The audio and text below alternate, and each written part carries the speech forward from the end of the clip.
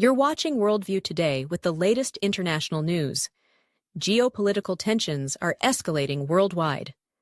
In the Middle East, President Donald Trump has announced a critical visit to the region, scheduled from May 13 to 16, with strategic stops in Saudi Arabia, Qatar, and the United Arab Emirates. This follows his attendance at Pope Francis's funeral in Rome and months of quiet diplomacy with key Gulf allies.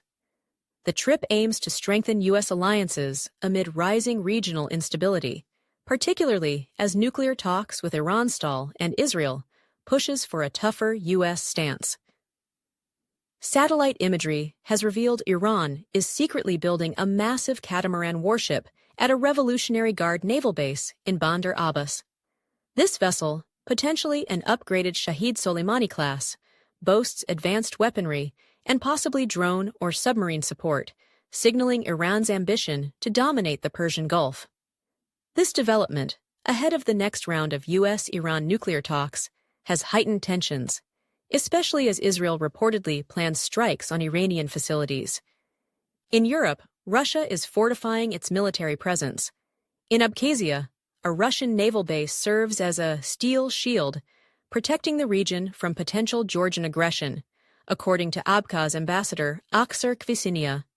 The base, housing 4,000 troops and advanced weaponry, underscores Moscow's strategic partnership with Abkhazia. Meanwhile, in eastern Ukraine, Russia unleashed a barrage of missiles across 6 provinces while fortifying Crimea with heavy military assets. Pro-Ukrainian guerrillas report chaotic Russian deployments, suggesting Moscow is bracing for escalation. U.S. President Trump issued a stark warning to Ukraine's President Volodymyr Zelensky: pursue peace immediately or risk losing the country in 3 years. Trump criticized Zelensky's refusal to recognize Crimea as Russian, arguing it prolongs the conflict. In response, Zelensky signaled openness to a ceasefire, particularly to protect civilians as talks loom in London. Russia, however, reiterated its nuclear deterrence policy, with Security Council Secretary Sergei Shoigu warning of retaliation against any attack, even with conventional weapons. In Asia, China unveiled a quantum UAV capable of detecting submarines in the South China Sea with unprecedented precision, challenging traditional anti-submarine warfare.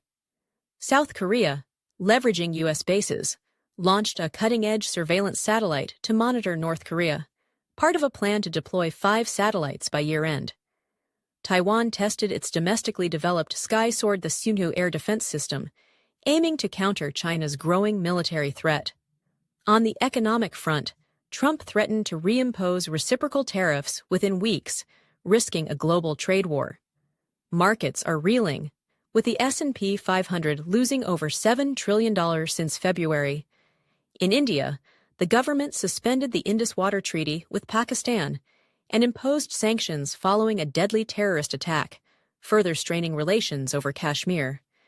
In other news, Israel battles massive wildfires near Jerusalem, while Istanbul reels from a 6.2 magnitude earthquake. Air India is poised to acquire Boeing jets originally intended for Chinese carriers, capitalizing on U.S.-China trade tensions. In Japan, soaring rice prices have driven tourists to South Korea to buy cheaper grain, highlighting regional economic disparities. That's all for today's international news on WorldView Today. Thank you for joining us, and we'll see you next time.